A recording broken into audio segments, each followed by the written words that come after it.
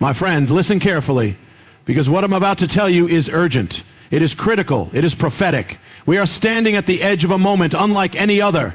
A window, a threshold, a portal that is opening, but only for a brief time. A convergence of time and destiny. A warning that must reach you before tomorrow, before March 2024, before it is too late. The ancients understood that there were appointed times, divine moments, when the heavens aligned, when the unseen hand of God moved in ways that would alter the course of nations, the destinies of men, and the unfolding of prophecy itself. And now, my friend, we are in one of those moments. But hear me, most will miss it. The signs are all around us. The shaking is increasing. The warnings are growing louder. The countdown is moving forward. And once this window closes, what happens next will be irreversible. The choice is before you. Will you wake up? Will you see? Will you act before it's too late? Throughout history, there have been moments when the heavens and the earth align, when time itself converges with prophecy, and when a divine portal opens, a gateway into something beyond the natural, beyond the seen, beyond the ordinary flow of days. These are not random occurrences. They are appointed times, sacred windows, moments when the hand of God moves in a way that changes destinies, shifts realities, and alters the course of history. This is one of those times. The ancient world understood the significance of appointed times, the moedim, the sacred seasons when the divine intersected with the affairs of men. These were moments when the veil between the natural and the supernatural grew thin, when the eternal pressed into the temporal. And now, once again, we stand at such a moment. March 2024 is not just a span of days on the calendar. It is a convergence, a threshold, a portal that is opening. And just as quickly as it appears, it will close. Throughout the scriptures, God moved in patterns, in cycles, in appointed seasons. When he called Noah to prepare the ark, there was a time to enter. And when that time passed, the door was shut. When the Israelites were called out of Egypt, there was a moment to leave, and those who hesitated were swallowed up by judgment. When the prophets spoke of the coming of the Messiah, there were those who discerned the time, and there were those who missed it completely. History does not move in chaos, it moves in divine order. And those who recognize the signs are the ones who are prepared when the moment arrives. Now, a portal is opening, and it is no coincidence that the world is shaking, that events are accelerating, that signs in the heavens and the earth are increasing. When divine windows open, the enemy also moves, because the stakes are high. There is an attempt to distract, to deceive, to keep people blind and asleep when they should be awake and ready, because those who step through the portal, those who align themselves with what God is doing in this moment, will find themselves positioned for what is coming next. This is not a call to fear, it is a call to discernment. It is a call to wake up, to open your eyes, to realize that this moment is not ordinary. It is not just another week, another season, another cycle. It is a divine appointment. And those who recognize it will move in step with the purposes of heaven. Those who ignore it will find themselves unprepared for what follows. The convergence is happening on multiple levels: spiritual, historical, cosmic. Even the patterns of the sun and moon, the movements of nations, the shifts in economies and governments are signaling something beyond the surface. There is an urgency, an acceleration, a quickening that can be felt by those who have eyes to see. Throughout history, there have always been those who see and those who remain blind, those who hear the warning and those who ignore it. Every time a divine moment arrives, most people fail to recognize it. They are too distracted, too consumed by the noise of the world, too preoccupied with their own desires, worries, and pursuits. And because of this, they miss the very thing that could have changed everything. When Noah was building the ark, the world around him carried on as if nothing was happening. They saw him constructing something enormous. They heard his warnings, but they laughed, mocked, and dismissed it as foolishness. They did not discern the time. They did not see that the very thing they were ignoring was their only escape. And when the rains began to fall, when the heavens opened and the earth trembled, it was too late. They had missed it. When the Israelites were delivered from Egypt, the same pattern repeated. Those who followed Moses into the wilderness, who trusted in the unseen promise, stepped into the next chapter of their destiny. But there were others who resisted, who hesitated, who chose comfort over calling, and they were left behind. The Red Sea was parted for those who moved forward, but for those who waited too long, the opportunity was lost. The door closed. The moment passed. The same truth echoes throughout time. When the Messiah walked among men, how many saw him for who he was? The prophets had spoken, the scriptures had foretold his coming, the signs were all there. And yet, the vast majority did not recognize the hour they were living in. They were waiting for something else, expecting a different kind of answer, looking in the wrong direction. And because of that, they missed the most significant moment in history. Now, once again, a moment is arriving and most will not see it. A divine portal is opening. A rare convergence is taking place, but the world is asleep. People are caught up in the distractions of their daily lives, oblivious to the magnitude of what is happening. They are glued to their screens, consumed by entertainment, blinded by deception, while a shift in the heavens is unfolding right in front of them. The enemy works tirelessly to keep people unaware, to keep them spiritually dull, to keep them from waking up. Because if they wake up, if they recognize the moment, if they see the window opening, they will step into something beyond themselves. They will align with divine timing, and that is the greatest threat to darkness. So the strategy is always the same. Keep them too busy, too numb, too indifferent. Give them just enough comfort to keep them asleep, just enough distraction to keep them unaware. The signs are there, but signs mean nothing to those who do not know how to read them. The warnings are sounding, but warnings fall on deaf ears when the heart is unwilling to listen. From the beginning of time, warnings have always preceded great shifts. God never moves without giving a sign, a signal, a call to wake up. The shaking comes as a final attempt to stir the hearts of those who would otherwise remain asleep. And now the shaking is here. The signs are intensifying. The warnings are no longer subtle. They are loud, they are clear, and they are urgent. Throughout Scripture, whenever a great judgment or transformation was about to take place, the world did not remain the same. Something always preceded it. A storm, a disruption, a shaking. Before the flood, the corruption of the world had reached its peak. Before the Exodus, plagues fell upon Egypt.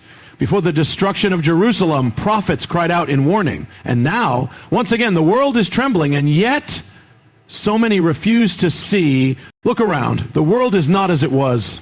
The systems of man are failing. Economies are shifting. Governments are unraveling. Nations are rising against nations. Darkness is increasing. Deception is spreading. And the hearts of many are growing cold. The very fabric of what once seemed stable is now being shaken because a great shift is coming. These are not random events. These are not coincidences. These are signs. There are tremors before an earthquake. There are ripples before a tidal wave. The world does not change in an instant without first giving signs that something is about to happen. Those who are awake can feel it. The urgency, the weight, the sense that time is accelerating. Those who have ears to hear can recognize that the warnings are not just for the world at large, but for each individual. Because the shaking is not just global, it is personal. Everything that can be shaken will be shaken. This is the pattern of history, the pattern of prophecy, and the pattern of God's dealings with mankind. What is built on sand will crumble. What is built on deception will collapse. What is built on comfort and complacency will not stand. But those who are rooted, those who see the signs, those who recognize the warnings, they will not be shaken. They will stand firm. They will be prepared for what is coming next.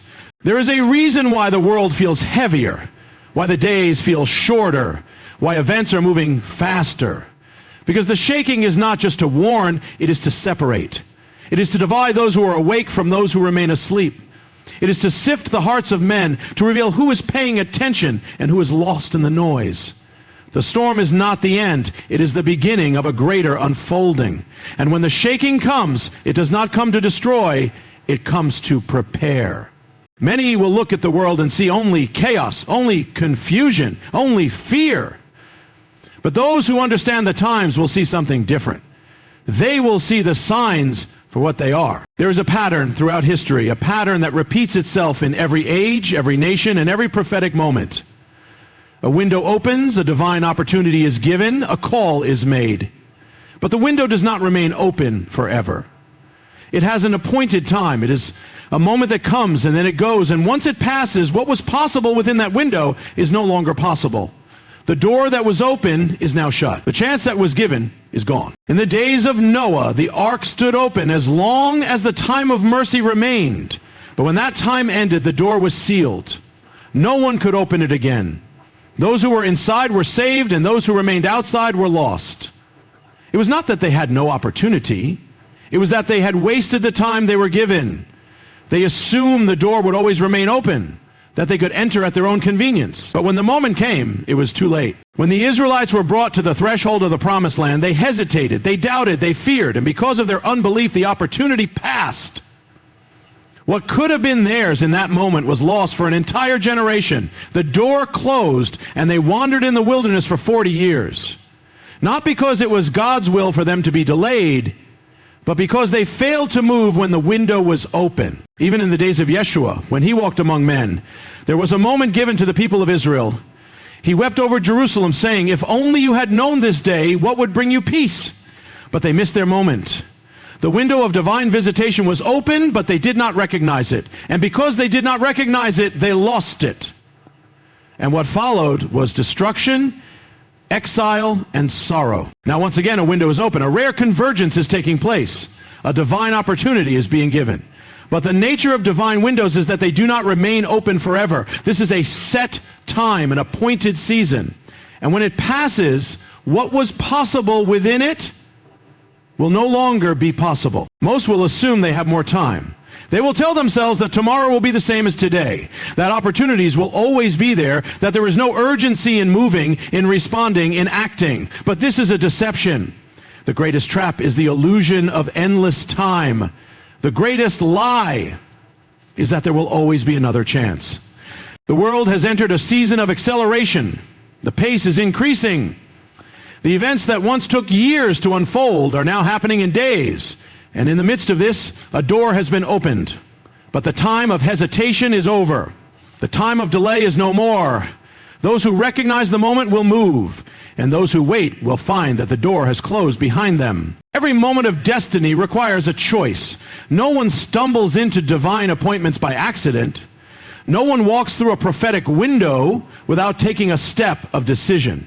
The opportunity may come, the door may be open, the warning may be given, but in the end, it comes down to a choice. And that choice will determine everything that follows. In every major biblical event, there were those who chose to see and those who refused. Noah chose to build the ark while the rest of the world ignored the warning. Abraham chose to leave his homeland for an unknown destination while others stayed behind in their comfort. The Israelites who entered the promised land chose to move forward while a generation before them perished in the wilderness. The disciples chose to follow Yeshua while the religious leaders rejected him. In every case, it was a choice. And those who made the right choice stepped into the purposes of God, while those who hesitated or refused lost their moment. Now, a moment is before you. A divine portal is open. A rare window of time is here. The signs have been given, the warnings have sounded, the shaking has begun. But none of that will mean anything if you do not respond. Because every divine moment demands a response. It requires action. It requires movement. Most will stand at the threshold and hesitate. They will see the signs but dismiss them as coincidences. They will feel the urgency but ignore it. They will hear the call but remain unmoved. They will do what humanity has always done. Wait. Delay. Convince themselves that there is always more time. And because of that, they will miss it. They will watch the door close and wonder why they didn't act. But those who recognize the moment will choose differently. They will see beyond the distractions, beyond the noise, beyond the deception. They will discern the urgency and move in alignment with what is happening. They will take steps that others are too afraid to take. They will walk through the door while it is still open. The enemy works in one primary way: to keep people from making the right choice at the right time. He doesn't have to destroy a person outright. All he has to do is delay them. He whispers, there's no rush, there's no urgency. You can decide later. And while people wait, the moment passes. The window closes. The opportunity is lost.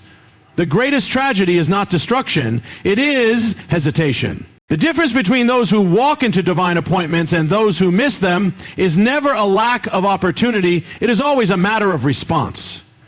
The portal is open, but only those who choose to step through will see what is on the other side. The call has been given, but but only those who answer will take hold of what was meant for them.